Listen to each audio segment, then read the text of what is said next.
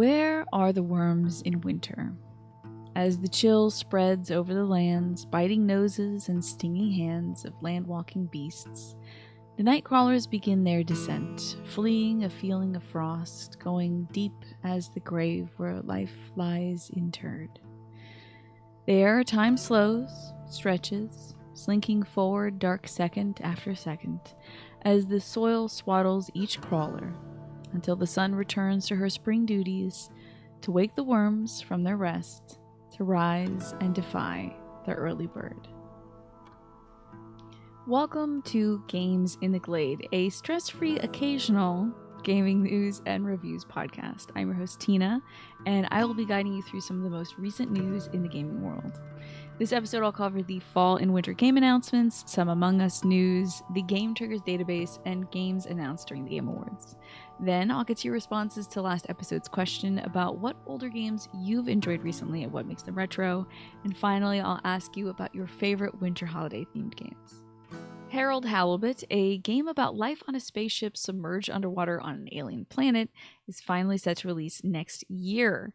According to Andy Chalk at PC Gamer, the game has taken 10 years to develop, and it was a learning process for the dev team at Slowbros. What drew me first to Halibut was the stop animation styled look that the game has, which renders the main character, Harold, of course, like a puppet who's come to life, as well as the environments, which are very intriguing to me. They look a little like dollhouse scenes. There's something very reminiscent about this style to Coraline, one of my favorite movies growing up, among other stop animation classics, and it makes me want to learn more about the mystery that unfolds in Harold Halibut concerning the alien fish folk that he befriends, the strange particles that are troubling the scientists aboard the Fedora space station, and also the politics surrounding life in Fedora. The game will be out next year, as I have mentioned, and will be available on the Xbox, PlayStation, Windows, and Steam. If you'd like to read the interview that Andy Chalk has done with the developers, I can link that in the description of this episode. Among Us had a huge update in November to collaborate with a ton of iconic indie games. Costumes have been added to the game, featuring designs from A Hat in Time, Behemoth, Celeste, Crypt of the Necrodancer, Undertale, and Untitled Goose Game.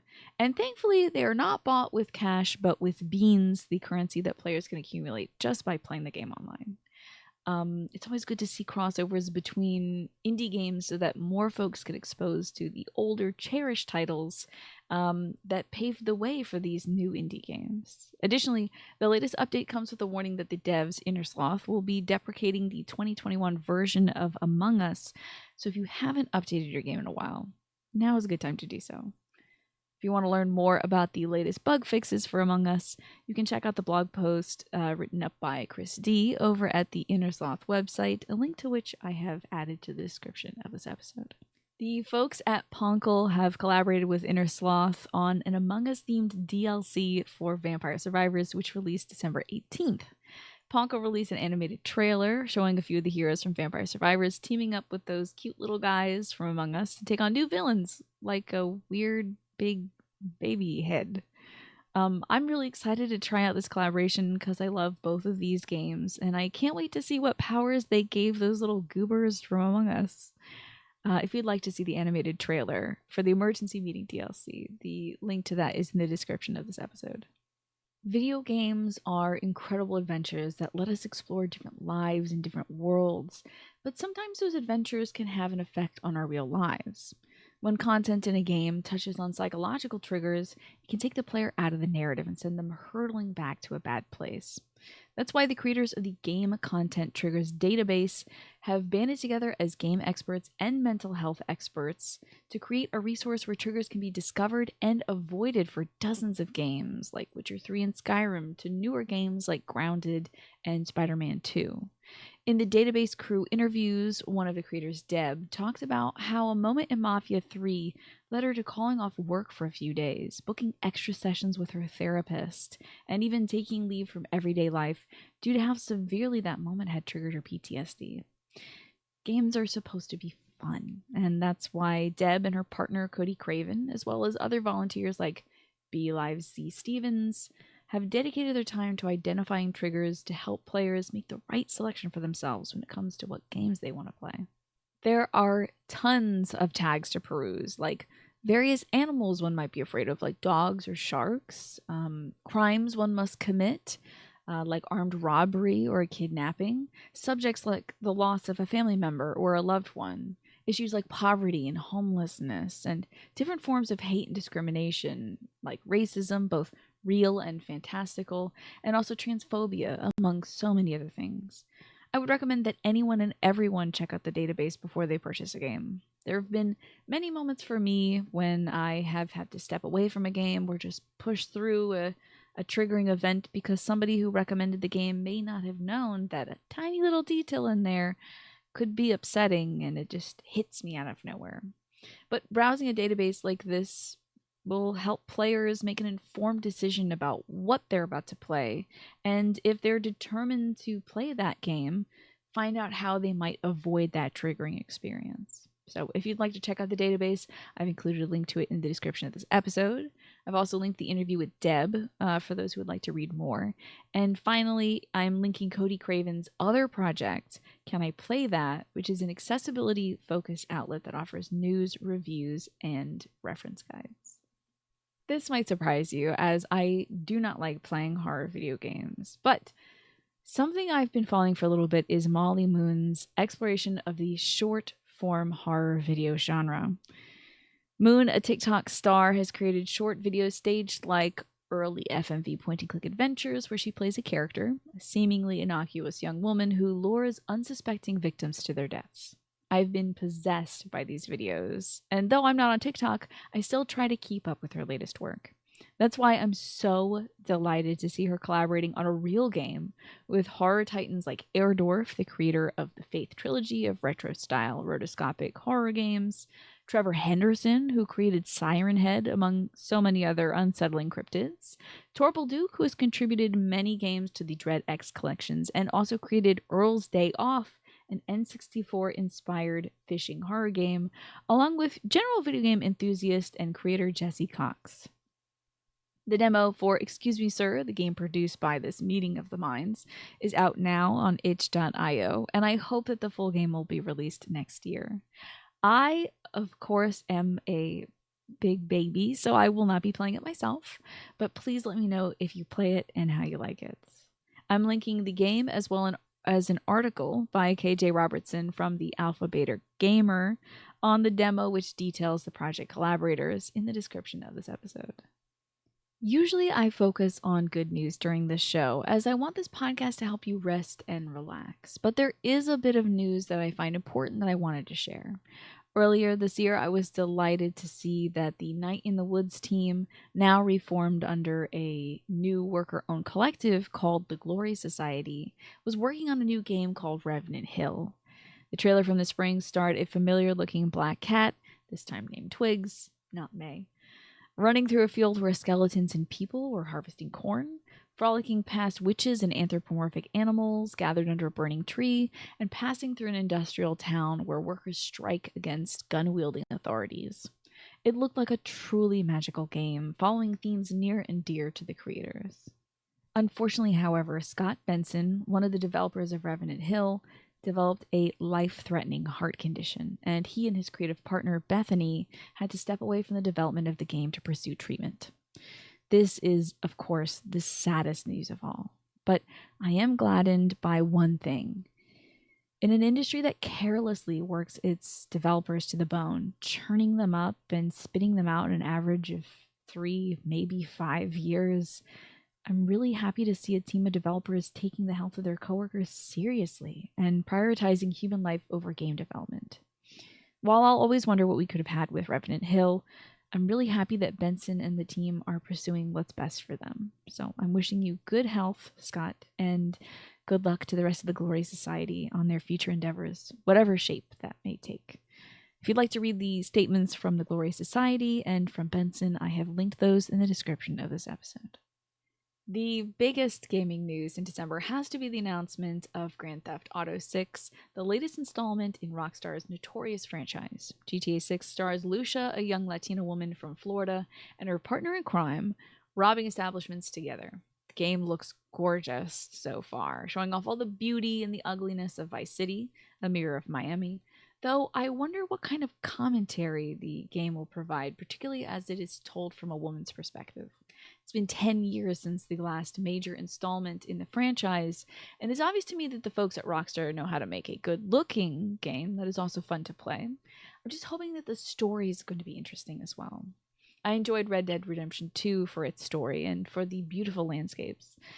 Though the game did get on my nerves with how often I was caught by the authorities for just milling around and not doing any crimes. I'm hoping that the technology for detection has improved since 2018. If you'd like to watch the trailer for GTA 6, I've provided a link to it in the description of this episode. This December, several game devs announced new projects at the Game Awards. Here are the highlights I found interesting. First up, Daniel Mullins, the lead developer of Pony Island, The Hex, and Inscription, one of my faves, announced Pony Island 2 Panda Circus. The trailer shows a person approaching an arcade cabinet crafted out of bamboo and inserting a strange USB device inscribed with runes to activate the console. What appears next is a lot of mixed media. A haunting point-and-click adventure rendered in monotone blues with black and white characters milling about a town. The game within the game is Asian-inspired, featuring pagodas, pandas, and peasants ruled by King Yan, played by ProZD. Out of town, one can travel on horseback to different locations, like a strange tower where presumably the game can be manipulated. Pop-ups emerge like cannon.gws and clown_conveyor.gws, allowing the players to move objects in the game using rudimentary coding. However, a warning comes up. Changing options related to core files may permanently damage the system. Do not make changes related to core files without the explicit permission of an entity whose name appears scrambled. The warning also indicates that the core file is being protected by daemons. The game has no set release date, with the trailer flickering and glitching between 2024, 2025, and 2026. Like many of Mullins' game, Pony Island 2 looks like a tantalizing mystery for players to unravel. And I actually recently played the original Pony Island, which I'm editing now to upload to Patreon. If you'd like to watch the trailer for Pony Island 2 yourself to catch all the cool details, I'll leave a link to it in the description of this episode. In a shocking twist, the developers of World of Goo, 2D Boy, and Tomorrow Corporation announced that they're making a sequel to their 2008 physics-based puzzle game. Judging by the trailer, the sequel to World of Goo looks very much like the original in terms of style and gameplay. Your favorite weird little blobs will come together to make structures that are at the mercy of gravity. I'm honestly surprised but delighted that after 15 years this game is getting a sequel, and I hope that the developers are infusing this one, which is with as much love and creativity as they did the original. I played the first World of Goo in physics class back when I was in high school, at the suggestion of my physics teacher. It was so much fun that I brought it home to play with my brother, and we just could not put it down. If you are nostalgic for World of Goo as well, I have linked the sequel's trailer in the episode description for you to revel in. House, the developers of Untitled Goose Game, are working on a new game that's a little different from their 2019 hit. Big Walk is a cooperative game starring bird-like stacks of orbs with legs, exploring mountains and beaches, building colorful structures, and deciphering puzzles left behind by humans. It looks very charming, which is within House's wheelhouse. If you would like a glimpse of the project, I've linked the trailer in the description of this episode. If you are a Mass Effect fan, you might be interested to know that several ex-BioWare devs working now for Archetype Entertainment, a Wizard of the Coast subsidiary, are creating a new sci-fi adventure called Exodus. The game focuses on the repercussions of your actions as you battle superpowered aliens called Celestials, much like Mass Effect did over the trilogy. According to the devs in an article by IGN's Kat Bailey and Taylor Lyles, travelers in Exodus experience time dilation. So the discoveries they make and the paths they walk in a short period of time have long-lasting effects on their loved ones and on humanity as a whole over centuries. The scope of the story sounds really impressive to me, so I'm keeping an eye on this one myself. If you'd like to see the trailer, I've linked it in the description of this episode, and I've also linked Bailey and Lyle's article for you to peruse for more info. One of the bigger announcements of this end of the year celebration was Light No Fire, the next project of Sean Murray's Hello Games, the developers of No Man's Sky.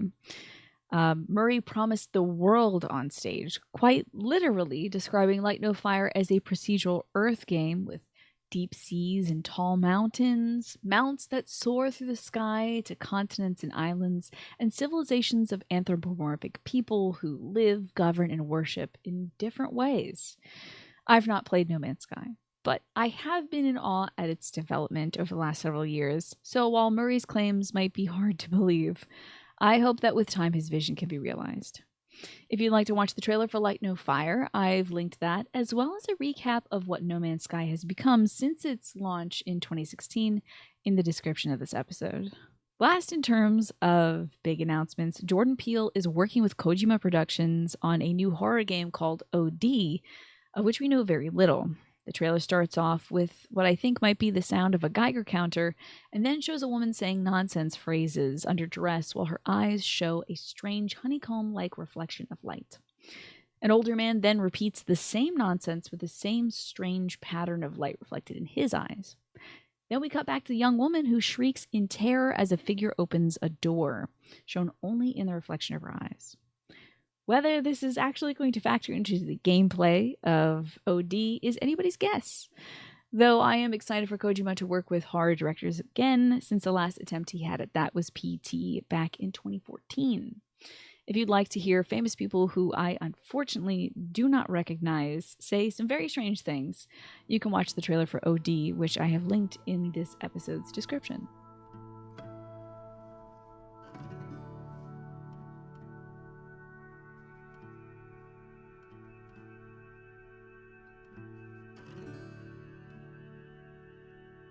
Last episode I asked, what is the oldest game you have enjoyed playing? Have you revisited it recently? What makes it great? What makes it retro or of its era? And here are your responses. Starting off with Molly Olive, who commented on YouTube. Lovely episode as always, Tina. To answer this week's question, I had the surreal experience of going back to play Pilot Wings for the SNES and realizing the last time I played it, I could not read the menu. Everything was so familiar, and I remember navigating the menu based on the visuals, not knowing what I was actually doing. To come back, 30 years later and find out that the instructors' names were Tony and Big Al, not just Disappointed Guy and Angry Guy with Glasses, it was very wild. Can't say that I enjoyed playing it as much as I did as a toddler, though. Thank you so much for the kind words, Molly. I actually tried to play Pilot Wings a few years back on the Nintendo Switch Online, and I was struggling as well. That game is just straight up and down hard. And to add to that, the layer of difficulty of not being able to read the menu, I'm sure was mind-boggling to you as a kid. But I do find it interesting that you found the game more fun back then than now. Maybe there was something freeing in not knowing what was being asked of you, so you could play it however you liked and not worry about getting Big Al or Tony's approval. You don't need those guys anyway, Molly, as long as you're having fun. So thank you so much for your answer. Snake on Discord wrote, technically speaking, I think it would be Pac-Man, albeit via emulation in a later game pack on the N64, since I put hours and hours into it and its variants to kill time, and I very much enjoyed it for what it was. At the time, it was just kind of a head-empty chill game for me, but looking back, you can definitely see how kind of a big milestone it was for the evolution of games. And as I am typing this right now and reading about it a bit, I realize if you really think about it, it is the first survival horror game. Heck, Pac-Man may have been more influential to my taste than I had ever realized. Though if we're talking original hardware, because if we include emulation, it'd probably be Pong, Space Invaders, or Pac-Man for everybody, it would be the original Sonic 1 on Genesis. Definitely the series that hooked me into gaming. I tried Sonic 1 after getting 2 as my first ever game, and I was pleasantly surprised to find that it was pretty much more of the same gameplay I was obsessed with as a kid, though it was much harder if memory serves. As great as Mario is, I'm glad I grew up with Sonic, and its very 90s train of thought of, I'm going to take the current standard, crank it up to 12, and then top it with a little bit of angst. As my formative series, says Snake. Having been on both extremes of being arguably the pinnacle of gaming and also one of the low points, not only did it help me appreciate the simple, timeless foundation something like Mario brought to the table, It also helped put into perspective how the evolution of gaming works, both from a tech perspective and culturally, really capitalizing on both the risks and rewards of innovation versus going with whatever is trendy. I really need to revisit it with Sonic Mania soon, as the topic keeps coming up and it always makes me want to play. Thank you so much for your answer, Snake. I think you brought up some very salient points. I'm very intrigued by this notion of Pac-Man being an early survival horror game. When you break it down, you are a man in a maze, you're scavenging for resources, and you're being hunted by ghosts who you can only destroy temporarily if you pick up the right items. It is absolutely a survival horror game. No wonder you were so invested in it, because you are a big fan of this genre. As for Sonic on the Genesis, I'm so glad that your experience of it was so positive. Sometimes when you play one entry in a franchise and then you revisit earlier iterations of it, it can feel a little hollow or somewhat less than your previous experience. And I think your statement about Sonic helping you understand the broader context of gaming at the time is very interesting, especially given the early friction between big gaming mascots like Mario and Sonic, and how that's driven the evolution of games ever since. I wonder if we have less of that direct competition now with the game market being so big. Do you think developers are more or less focused on pushing their own concepts forward, or do you think that comparison and competition still drives the landscape? If anybody wants to weigh in, you can let me know in the YouTube comments. Noah Mash on Discord wrote, "This is a tough one for me. It's going to be a toss-up between Manic Miner and Asteroids. Although I'm not sure I should count Asteroids, as I don't think I've ever played the original vector-based arcade version, just clones and ports. Probably the most bizarre thing about Manic Miner for today's player is that it is a platformer with fixed jump distances and no air control. It makes everything very precise," says Mash. "Also, no fixed movement speeds, so no acceleration or inertia. I think I played a web-based version not too long ago and just played it again now. The ZX Spectrum version that I played was also literally 8 colors. The 8-bit too-fast version of Blue Danube on a 2-frame title screen and the in-game music being in the Hall of the Mountain King are iconic and a very early introduction to classical music for me," says Mash. Mash continues, "What makes it great is the immediacy of it. Honestly, after waiting a couple of minutes to load this thing off a cassette tape, you've got 3 buttons. Deaths are unceremonious. Just reset to the start of the level immediately with a bleep sound. 3 deaths, back to the title screen. Start again from level 1. Today's games can never be so sparse yet so clear. If you want to experience a first game that I ever played when I was 6 years old," says Mash, "here you go," and they have linked to the game, which I will also link to myself in the episode description. But Mash says, "Please watch your ears," so I'm guessing it's very loud.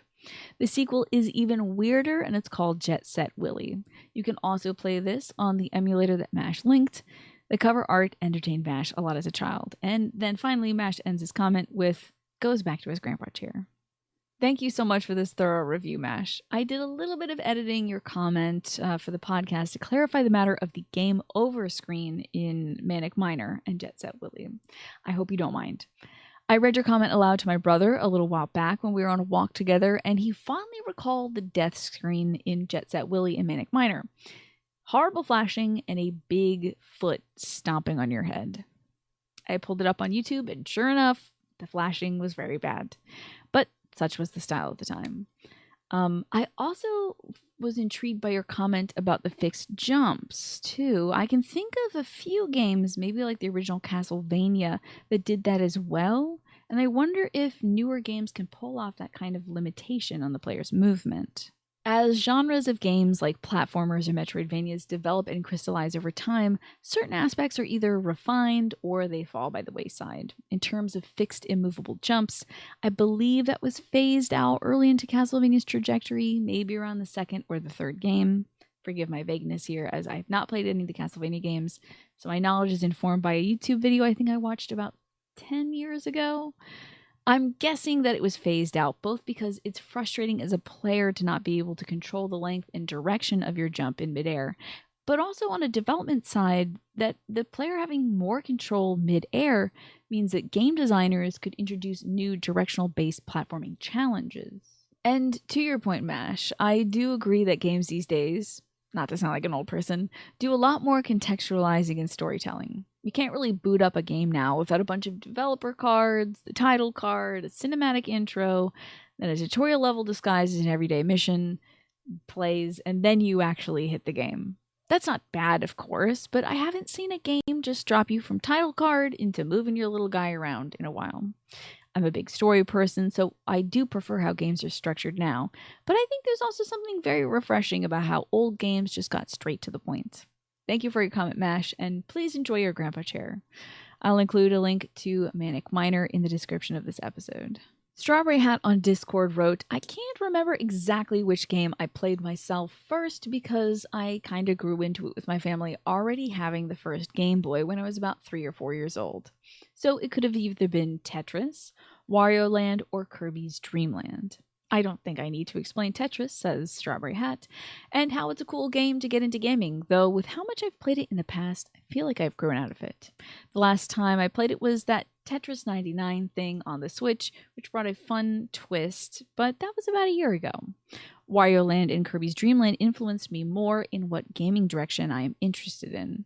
Wario Land being more obscure, I don't remember hearing about a lot of people who've played it. It is the beginning of quite a good series of games that Strawberry Hat feels like has lost its love for Nintendo, the latest installment being from 2008.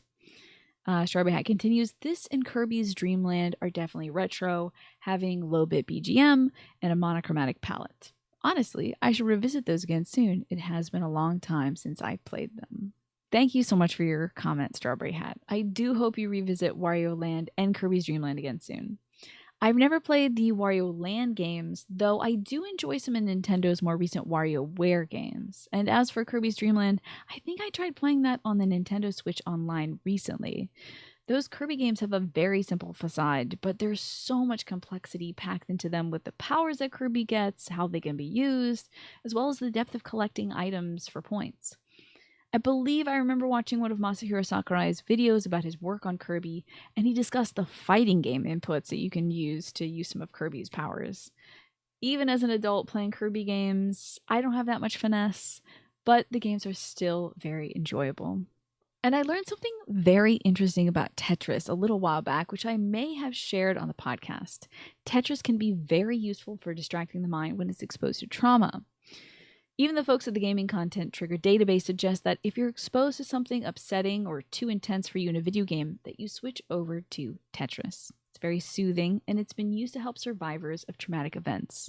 So, if you're ever feeling down, bust out that old Game Boy and play some Tetris. Thank you again for your response, Strawberry Hat. Finally, Just a Game Hero on Twitter responded, for the oldest game I've played. I haven't really played older games lately, but Super Metroid would be the oldest game I'd like to play, and I just like the playstyle. Thank you for the response, Just a Game Hero. I haven't played Super Metroid myself, but I have watched it being played, and it is such an interesting game. There's something really fascinating about the environments that they created for Samus to explore that feels very hostile and alien while still being composed of many familiar and easy to understand game elements, like platforms, death pits, and small crevices that require different forms of navigation. The playstyle, as you mentioned, is classic. It inspired a genre of games that are still being created now. I'm trying to think of elements of that game that make it retro. Probably the limitations of the hardware at the time and how that might affect the visuals and the audio of the game, but everything else about Super Metroid to me is very timeless. I think it can be appreciated to this day, so thank you so much for that suggestion. Thank you all so much for your responses. My brother was delighted to hear about all these old games you've been enjoying, as was I.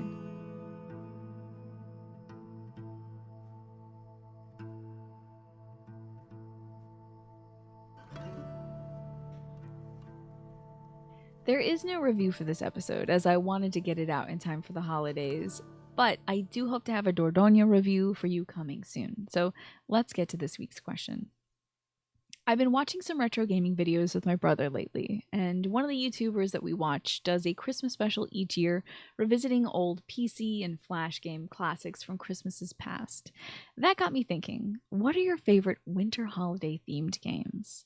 I finally remember using a greeting card software made for kids at Christmas time on the family computer in my dad's office. There were little sections of the software you could play games like throwing snowballs at elves or assembling your own snowman. It wasn't anything thrilling, of course, but there was something very precious about it to me, because we couldn't really afford that many games, so that software was a little treat. If you'd like to respond, you have a few options. You can respond to the tweet that I'm going to tweet out. You can tweet directly at Games in the Glade on Twitter using the hashtag GITGasks. If you're listening to this on YouTube, you can leave a comment below the video, or you can even respond in Discord in our Games in the Glade section.